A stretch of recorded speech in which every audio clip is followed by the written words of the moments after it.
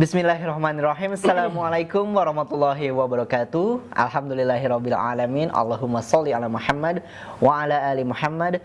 Segala puji bagi Allah, Tuhan semesta alam yang telah mempersatukan kita kembali dalam kajian Sekolah Intelektual Tafsir Al-Qur'an bersama guru kita yang sudah kita kenal, yang selama ini sering memberikan kita materi-materi tafsir Al-Qur'an yang sangat menarik, yaitu siapa lagi kalau bukan Ustaz Hasyim Asy'ari. Assalamualaikum warahmatullahi wabarakatuh, Ustaz. Waalaikumsalam warahmatullahi wabarakatuh. Bagaimana kabarnya, Ustaz? Alhamdulillah dalam keadaan baik-baik saja. Baik saja. Mudah-mudahan Allah senantiasa memberikan kebaikan kepada kita semuanya. Amin. Amin, amin ya rabbal alamin. Dan saya yakin juga sahabat percikan iman juga yang ada di rumah ini yang sedang menyaksikan tafsir Al-Qur'an dimanapun Anda berada ya, tidak hanya di rumah, barangkali ada sahabat yang baru pulang kantor terus sudah menantikan program acara ini, ya kami ucapkan selamat datang, selamat bergabung, selamat menyimak.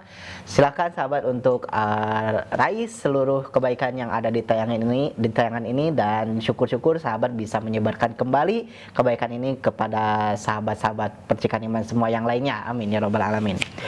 Baik, kita akan lanjutkan pembahasan surat Al-Baqarah ini. Kita akan awali dari ayat 44 begitu ya, karena kemarin sudah menuntaskan sampai ayat 43. Baik, silakan Ustadz untuk tausiahnya. Ya.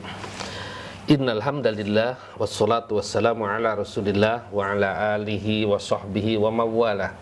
Asyhadu an la ilaha illallah wahdahu la syarikalah wa asyhadu anna Muhammadan abduhu wa rasuluhu alladzi la nabiyya ba'da. Baik sahabat percikan iman, kita jumpa lagi untuk pembahasan tafsir Al-Qur'an yang masih ada garapan surat Al-Baqarah, baru sampai 43, kemarin kita lanjutkan sekarang sampai untuk masuk pada ayat 44.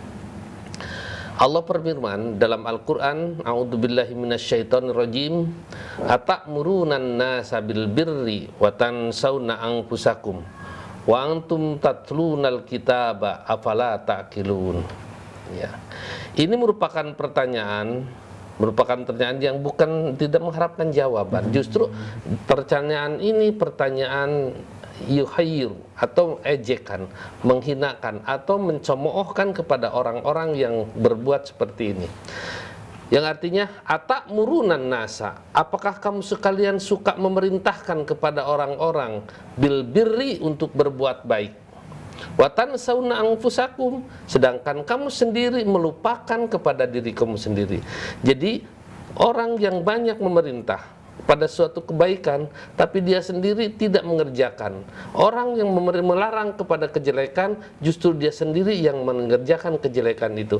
Nah, ini pertanyaan Allah, artinya pertanyaan cemoohan. Jadi keadaan Bani Israel, karena Banu Israel, keadaan Bani Israel ya'murunan nasa, sering memerintahkan kepada orang-orang bita'atillah, untuk menjadi orang yang taat kepada Allah. Taat kepada Allah, lakukan kebaikan-kebaikan, tinggalkan kemaksiatan, dan ikutilah ajaran para nabi. Itu sering diucapkan oleh Bani Israel. Wa bitaqwahu, dan untuk bertakwa kepadanya, takutlah oleh Allah. Wa bil birri, untuk melakukan kebaikan, yukhalifuna, padahal mereka wa yukhalifuna, dan mereka sendiri mengingkari dan meninggalkan semua yang diperintahkan itu. Makanya Allah bertanya, atamuruna nasa bil birri, kenapa kamu sekalian suka memerintahkan kepada kebaikan sedangkan kamu sendiri tidak mengerjakan kebaikan itu? Ya. Fa'ayyarahumullahu ta'ala wa jalla, maka Allah azza wa jalla ayyara, mencela, mencaci, mengecilkan ke orang-orang yang seperti itu. Sebenarnya bukan tidak boleh melakukan kebaikan, memerintahkan kebaikan, bagus melakukan kebaikan. Bahkan kata Rasulullah, man dalla ala khairin falahu ajru mislu ajri fa'ilihi. Siapa orang yang menunjukkan kepada kebaikan, maka orang itu akan mendapatkan pahala seperti orang yang melakukannya.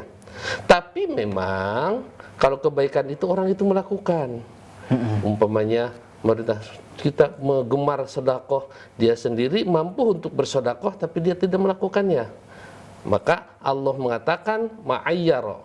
Kalau Ibnu Jurayj mengatakan inna ahlal kitab, sesungguhnya ahli kitab, ya tentunya Yahudi atau Nasrani, wal munafikuna, dan juga orang-orang munafik, kanu ya'murunan nasa, Dan mereka sering memerintahkan kepada orang-orang, memerintahkan kepada manusia yang lain.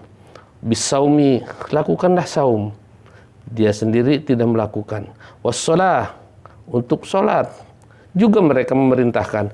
Wa yad'unan nasa, dan mengajak kepada orang-orang bil amalis sholihah, untuk melakukan amal-amal soleh. Wa yatrukuna anfusahum, tapi mereka sendiri meninggalkan diri mereka sendiri, meninggalkan saum, meninggalkan salat, dan meninggalkan untuk beramal soleh. Fa'ayyarahumullah azza wa jalla, maka Allah azza wa jalla itu mencemoohkan, menghinakan atau mengecilkan. Sehingga dalam ayat seterusnya, wa antum tatlunal kitab, dan kamu sekalian membaca kitab. Artinya kitab sudah dibaca, kebaikan-kebaikan dinyatakan, kemudian diperintahkan kepada orang lain. Nah, senang memerintahkan, tapi dia sendiri tidak melakukannya. Padahal kata Rasulullah SAW, lisanul hal absahu min lisanil maqal. Berikan contoh dengan perbuatan lebih baik daripada dengan hanya kata-kata. Karena itu Rasulullah SAW, selama perbuatan itu baik dan Rasul bisa melakukannya, Rasul tidak memerintahkan kepada orang lain, kecuali beliau mencontohkan kepada orang lain, kepada sahabat-sahabatnya, yang sahabat itu meniru dan melakukan perbuatannya itu. Afala taqilun, ditanyakan oleh Allah, afala taqilun, apakah kamu tidak punya akal? Apakah kamu tidak punya pemikiran? Kerja menyuruh, tapi kamu sendiri meninggalkannya. Nah, karena itu Rasulullah SAW mengatakan dalam sebuah hadis, masalul alimi, perumpamaan orang yang berilmu, alladzi yu'allimun nasa, yang mengajarkan kepada orang-orang al khairu, kebaikan, wala ya'malu bihi, sementara dia tidak melakukan, tidak mengamalkan dengan perbuatan amal ilmunya itu, kamasalis siraj, seperti lampu, seperti obor, yudi'u linnasi, bisa menerangi kepada orang-orang, wa yahrikun nafsahu, tapi dirinya sendiri terbakar. Artinya bisa menerangi kepada orang bagaikan lilin barangkali.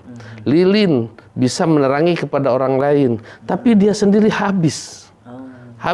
Artinya tidak ada manfaat baginya. Nah, karena itu Rasulullah SAW mengatakan orang yang mengalim, orang yang banyak pengetahuan, bisa mengajarkan kepada orang lain, memerintahkan kepada orang lain, tapi dia sendiri tidak melakukan apa yang diajarkan, apa yang dia perintahkan, itu bagaikan lilin yang menerangi, kemudian menerangi di sekitarnya. Pada orang lain terang, tapi dia sendiri hancur. Nah, itulah perbandingannya. Hakikatnya atau perbandingan ini berarti orang yang memberikan seperti itu, orang lain bisa terang, artinya bisa mereka untuk masuk mendapatkan kebaikan yang akan bisa mengantarkan ke dalam surga, sementara yang memberitahunya dia tidak bisa terikut ke dalam surga. Nah, karena itu dalam ayat ini, wa antum tatlunal kitab, padahal kamu kan membaca kitab. Kitab sudah dibaca. Seperti kata Rasulullah SAW, Allah berfirman di dalam Al-Quran, ini untuk memberitahukan kepada orang-orang yang beriman. Allah berfirman, a'udzubillahi minasyaitonirrajim, ya ayyuhalladzina amanu, wahai orang-orang yang beriman. Lima taquluna, kenapa kamu sekalian mengatakan ma la taf'alun, sesuatu yang tidak kamu kerjakan. Kabura maqtan indallahi, besar sekali murka Allah. Antakulu, jika kamu mengatakan mala taf'alun, apa yang kamu sekalian tidak kerjakan. Nah, jadi sebenarnya bukan tidak boleh memerintahkan kepada kebaikan, bukan tidak boleh menunjukkan kepada kebaikan, tapi yang memerintahkan jangan lupa apa yang dikatakan, yang diperintahkan itu sebaiknya dia sendiri yang lebih dulu mengamalkannya. Kalau contoh orang tua umpamanya kepada anak-anaknya, hei, bangun pagi, ayo sholat subuh ke sana, ayo ke masjid. Bukan hayu, tapi hayo ke masjid. Anaknya disuruh ke masjid, bapaknya tidur lagi. Nah, ini kayak contoh.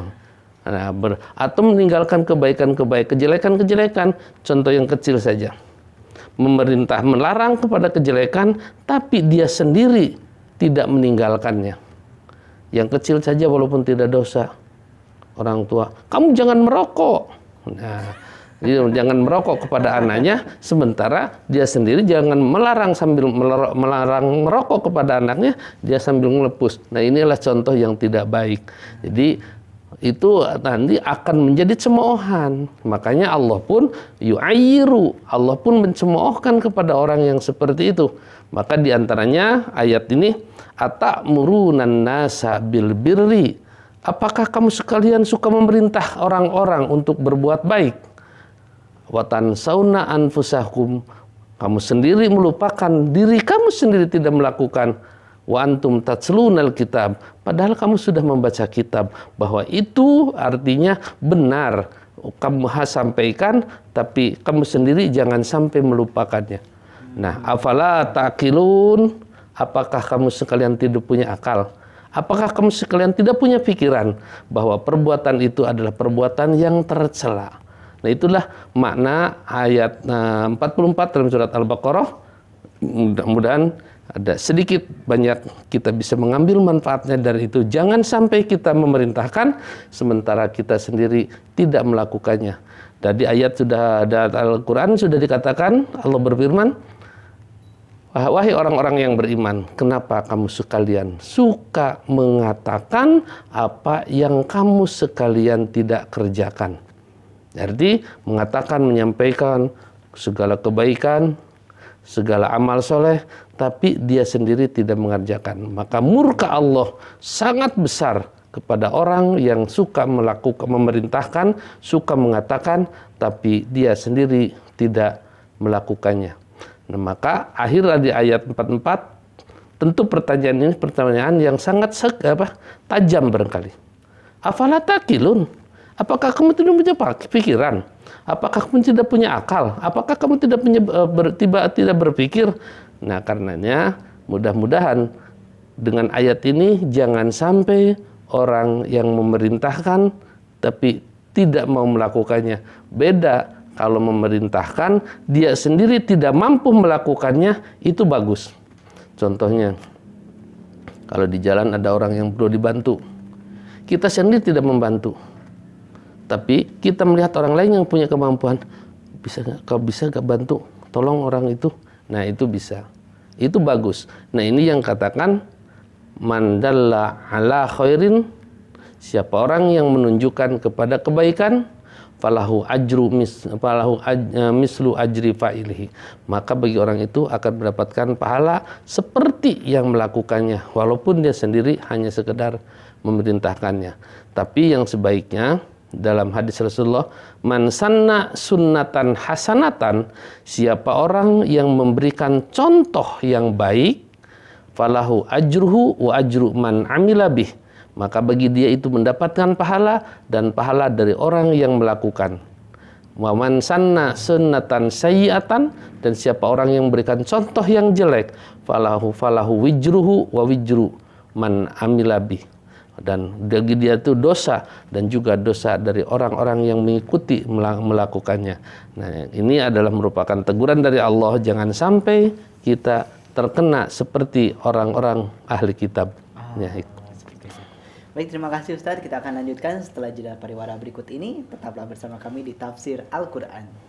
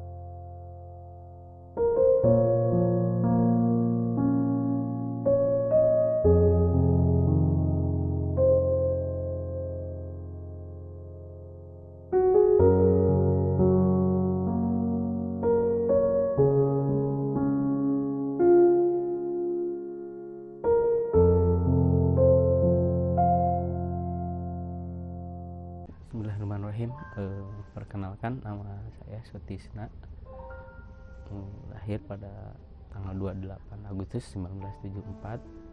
Pekerjaan sehari-hari sebagai guru honorer di salah satu MTS swasta di daerah Bojongsoang. Ya, harapan yang ingin disampaikan, kondisi keadaan rumah kami yang seperti ini, kami mohon, kami sudah berusaha semaksimal mungkin, namun untuk ke arah risiko seperti itu kami belum bisa. Jadi kami mohon rekan-rekan bisa membantu kami bisa melampaui ketidaknyamanan selama kami berada di rumah. Kami ingin nyaman seperti keluarga yang lain tatkala tinggal di rumah.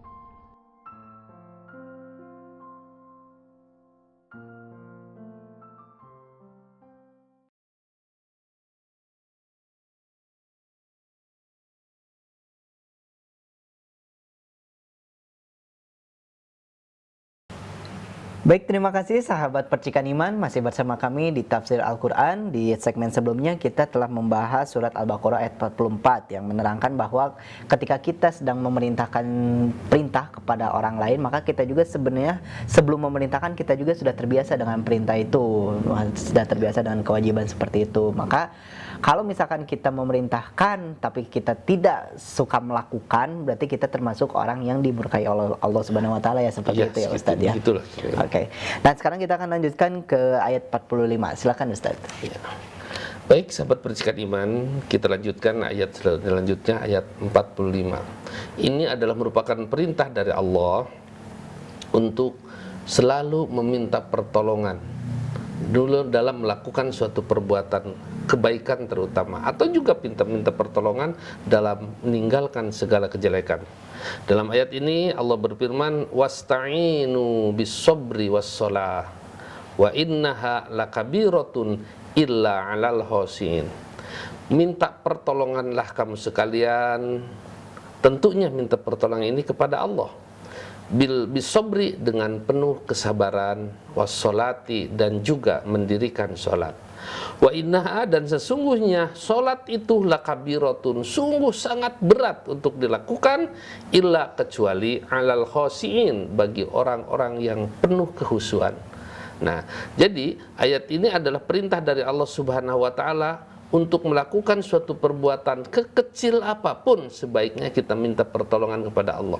Karena orang yang tidak meminta pertolongan kepada Allah, merasa dia mampu, itu adalah cermin orang-orang yang sombong. Tapi orang-orang yang selalu meminta pertolongan tanpa ada usaha, itu adalah orang-orang yang omong kosong. Jadi tentang usaha sambil meminta pertolongan, maka itulah yang diharapkan oleh Allah Subhanahu wa taala. Maka dalam kata Rasulullah, la haula wala quwwata, tidak ada daya bagi kita semuanya untuk melakukan suatu kebaikan, wala quwwata, dan juga tidak ada kekuatan bagi kita untuk meninggalkan segala kejelekan, illa billah, kecuali itu atas bantuan dan pertolongan Allah. Nah, kemudian minta pertolongan dengan syarat sabar. Sering kita mendengar kata-kata sabar, ada orang yang mengatakan sabar ada batasnya dan sebagainya. Nah, kemudian dalam tafsir ini kata Ibnu Hibban, ista'inu, minta pertolonganlah kamu sekalian, ala tolabil akhirati, untuk meminta kehidupan akhirat, bisobri, dengan sabar, wa biiqamis shalah, dan juga dengan mendirikan salat. Jadi kita untuk mendapatkan kebaikan akhirat itu minta pertolongan kepada Allah. Yang tadi katakan tidak ada daya dan tidak ada kekuatan bagi kita untuk melakukan kebaikan dan juga untuk meninggalkan kemaksiatan, perbuatan dosa, kecuali dengan pertolongan Allah Subhanahu wa taala. Nah, karena itu yang dimaksud sabar di sini, as-sabru dikatakan wal muradu bis-sabri, dan yang dimaksud sabar itu kafu, menahan diri anil ma'asi. Nah, berarti satu, menahan diri dari anil ma'asi, biida'il ibadati, dengan cara melakukan ibadah. Jadi menahan dari kemaksiatan dan melakukan ibadah. Wa'laha, dan paling tinggi ibadah itu yang menjadi pokok adalah iqamus shalah, yaitu mendirikan sholat. Memang mendirikan sholat itu tidak ada manusia, artinya sholat adalah suatu perbuatan yang tidak boleh ditinggalkan oleh orang muslim dalam keadaan situasi apapun. Kalau saum bisa ditinggalkan, bisa dalam keadaan sakit, dalam safar boleh ganti. Kalau tidak fidyah, itu ada gantinya. Betul. Haji juga bisa ditinggalkan bagi yang tidak mampu, ya udah. Zakat juga banyak orang yang tidak zakat karena memang tidak mampu dan belum mustahik. Tapi kalau sholat itu adalah masalah yang tidak boleh ditinggalkan dalam keadaan sholli qaiman, sholat kamu sambil duduk. Fa'ilam tastati, kalau tidak mampu kamu sambil duduk, faqaidan, boleh berdiri, sholatlah kamu sambil berdiri.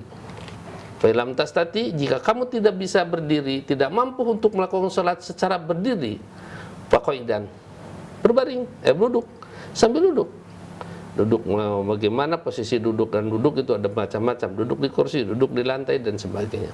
Fa'ilam tastati, dan juga kamu duduk juga sudah susah, fa'ala janbin, sambil berbaring, sambil tidur. Artinya kalau sudah tidak mampu duduk, berbaring tetap harus dilakukan. Fa'ilam tastati, kalau tidak mampu juga untuk berani melakukan gerakan-gerakan, selama orang itu masih sadar, fa'umi, dengan isyarat saja, walaupun hanya dengan kedipan mata atau dengan bacaan-bacaan dalam pikiran, maka Allah itu akan mengetahui apa yang dilakukan oleh mereka. Nah, ini artinya salat itu adalah a'laha, suatu ibadah yang tidak boleh ditinggalkan dalam keadaan situasi apapun. Dalam perang saja ada yang disebut salat haub. Salatnya berapa rakaat? Salat apapun dilakukan 1 rakaat dengan caranya tersendiri. Jadi kalau sholat taub itu imam Rasulullah, kemudian makmum 2 saf umpamanya. Kemudian Rasulullah ruku, saf yang pertama ruku. Kemudian ketika sujud ikut sujud pertama, sedangkan yang saf kedua dia berjaga. Berjaga, dikhawatirkan ada serangan musuh dan sebagainya. Nah, ketika Rasulullah berdiri, Allahu Akbar, berdiri kepada rakaat yang kedua, saf yang pertama tahiyat. Tahiyat. Nah, kemudian selama saf yang pertama tahiyat, di sini saf yang kedua berdiri, kemudian mengikuti Rasulullah. Kira-kira saf yang pertama sudah beres, mereka berdiri, dan ketika saf yang kedua sujud ikut dengan imam, maka saf yang pertama tadi sudah beres salatnya dalam 1 rakaat, dan yang rakaat yang kedua, saf yang kedua 1 rakaat, paling imam yang 2 rakaat. Makanya tidak boleh, saking tidak bolehnya ditinggalkan, karena memang sholat itu adalah merupakan a'laha, yang paling tinggi, atau yang suatu yang tidak boleh ditinggalkan. Itu. Kemudian kalau tadi yang dimaksud sabar, meninggalkan kemaksiatan dan melakukan ibadah. Kemudian sabar, ada 3 jenis sabar. Pertama, as-sabru fit tarkil ma'asimi wal ma'asi. Sabar, kita dituntut untuk sabar, tadi juga meninggalkan kemaksiatan, maksiat dan dosa-dosa, meninggalkan suatu larangan, dan semua itu perlu dengan sabar.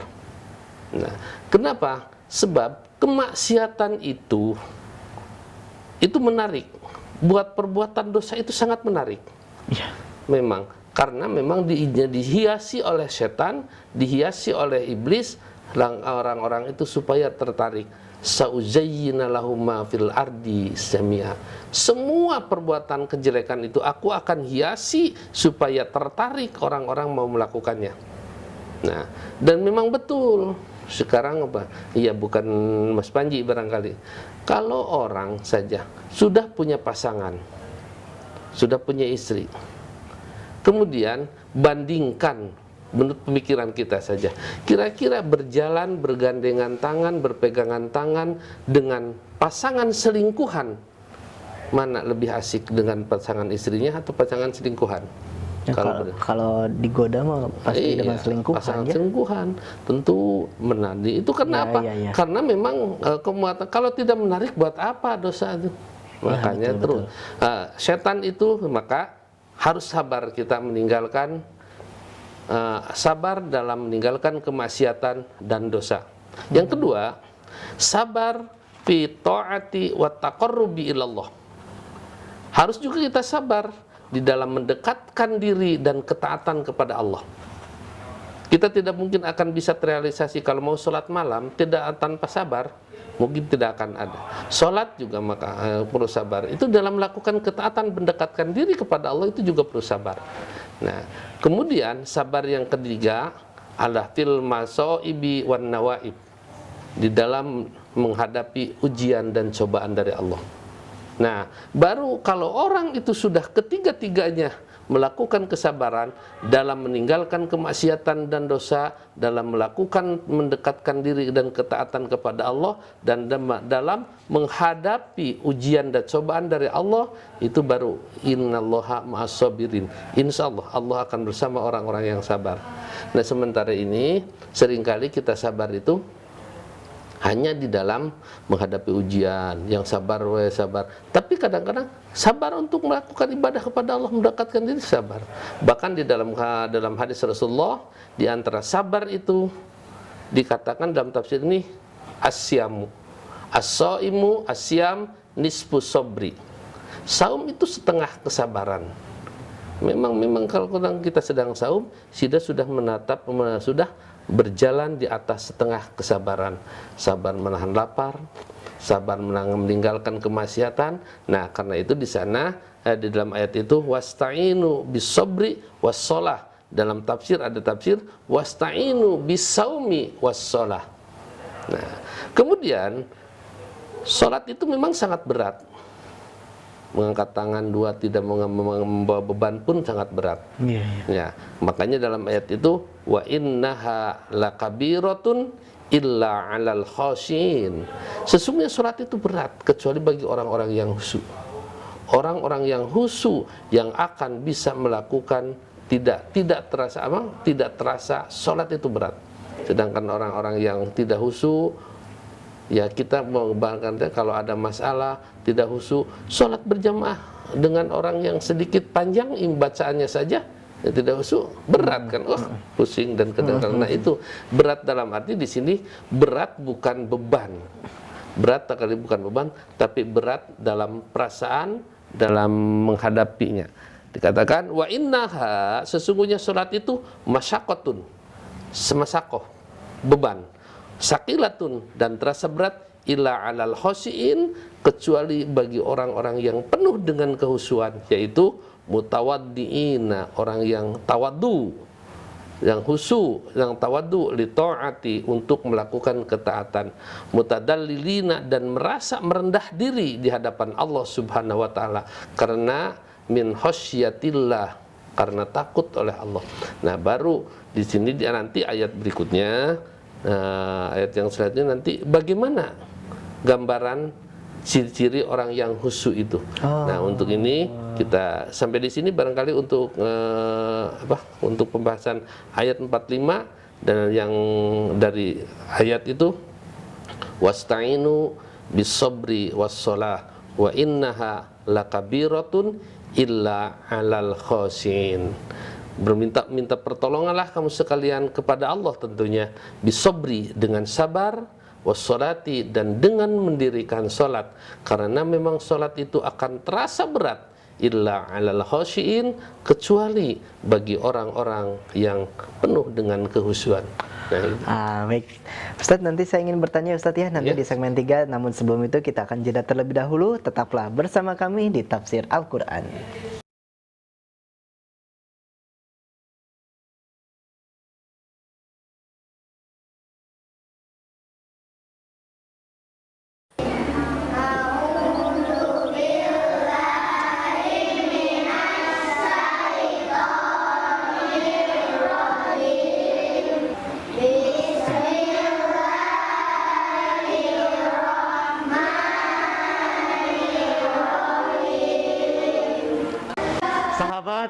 Bayangkan bagaimana apabila sahabat bisa mewakafkan Al-Quran, Masya Allah, ribuan kebaikan insya Allah telah menanti Anda.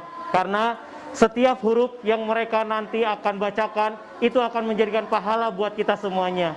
Maka dari itu sahabat Percikan Iman, mari yuk kita berwakaf untuk wakaf Al-Quran di Percikan Iman.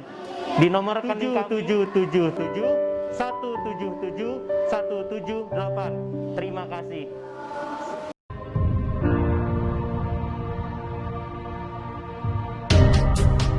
Setiap keluarga mengharapkan lahirnya generasi-generasi unggul. Taman Pendidikan Firdaus Percikan Iman hadir sebagai sebuah solusi cetak generasi Qurani cerdas, cinta lingkungan, dan berwawasan budaya menjadi visi kami. Pelayanan pendidikan mulai dari playgroup, TK, dan SD, memadukan kurikulum nasional dan kurikulum khas Firdaus, pendekatan pembelajaran yang terintegrasi dan bermakna, dikemas secara menyenangkan oleh guru-guru yang berdedikasi dan profesional. Mari menjadi bagian dari keluarga Taman Pendidikan Firdaus Percikan Iman.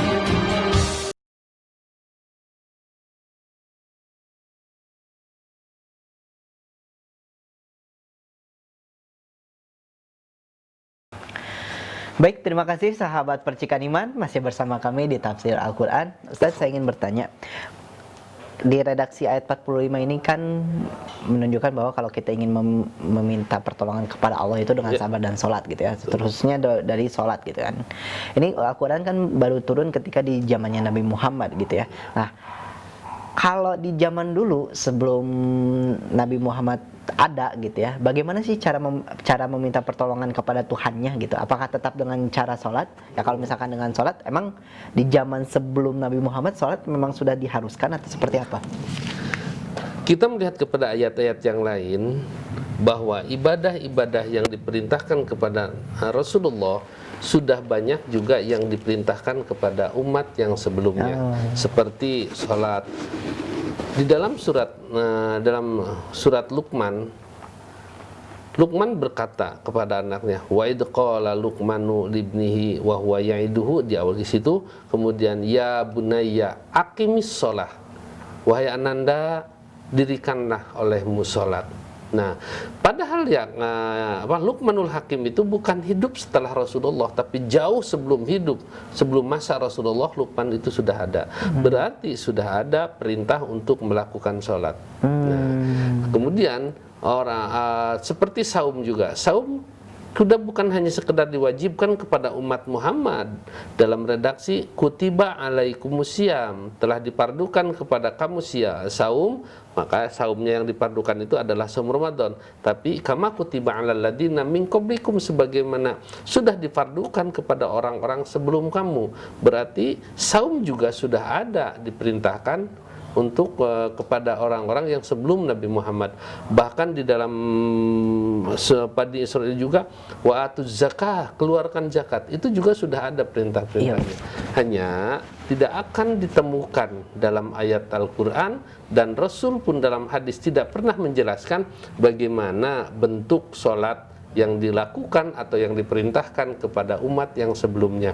Nah, karena kita hanya membaca bahwa itu sudah dilakukan juga, sudah diperintahkan juga kepada umat yang sebelumnya. Nah, kemudian kalau masalah sabar, barangkali ini bukan wasta'inu bisobri, tetap dengan kesabaran minta pertolongan. Bani Israel juga tetap minta pertolongan kepada Allah dengan sabar. Sabar dalam arti yang tadi saya katakan dalam 3 hal. Pada asalnya as-sabru itu al-kaffu anil ma'asi wa biida ibadah, menahan kemaksiatan, menahan perbuatan dosa, dan melakukan suatu ibadah. Dalam arti ibadah itu luas. Ibadah salah satu di antara sholat dan berbagai macam. Nah, jadi umat Islam jangan merasa iri, jangan merasa iri, kenapa kok kita yang diperintahkan sholat bukan hanya kita saja, mereka juga diperintahkan.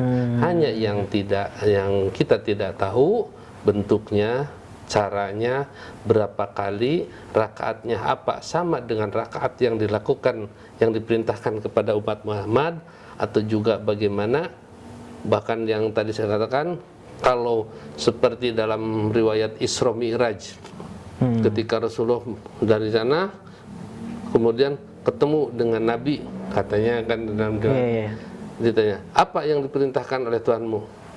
Umatku untuk melakukan sholat. Berapa waktu? Dalam sehari semalam berapa? Sampai 50 waktu, 50 kali 50 waktu. Wah, tidak akan mampu umat kamu. Umatku juga memang akan terasa berat. Ya bayangkan saja kalau umpamanya sholat 50 kali dalam sehari semalam, jelas tidak akan mampu. Sekarang ada yang sholatnya, yang fardu umpamanya, tambah apalagi kalau ditambah sholat sunnahnya, betul, betul. yang fardu ada sunnahnya qobliyah, kemudian ada qiyamul lail dan sebagainya, tentu ini akan memberatkan. Kalau memang riwayat itu sahih, berarti bahwa umat yang sebelumnya barangkali bisa dikatakan lebih berat melakukan hal seperti itu. Betul. Nah, karena itu jangan kita merasa iri kepada umat yang sebelumnya, tapi juga sama, umat sebelumnya juga dibebani suatu ibadah dan juga melakukan kebaikan-kebaikan. Baik, terima kasih Ustaz, penjelasannya sangat jelas sekali. Tidak terasa kita sudah di penghujung acara. Nanti kita akan lanjutkan pertemuan kita di membahas tafsir surat Al-Quran ini di episode selanjutnya ya Ustaz ya. Baik sahabat Percikan Iman, terima kasih yang telah bergabung dari awal acara sampai akhir acara. Insya Allah kita akan kembali lagi membahas tentang tafsir atau penjelasan terkait makna Al-Quran yang lebih mendalam bersama guru kita Ustaz Hasyim Asy'ari. Saya Panji Nugraha, Ustaz Hasyim Asy'ari dan seluruh kerabat kerja yang bertugas undur pamit. Billahi taufiq wal hidayah. Wassalamualaikum warahmatullahi wabarakatuh.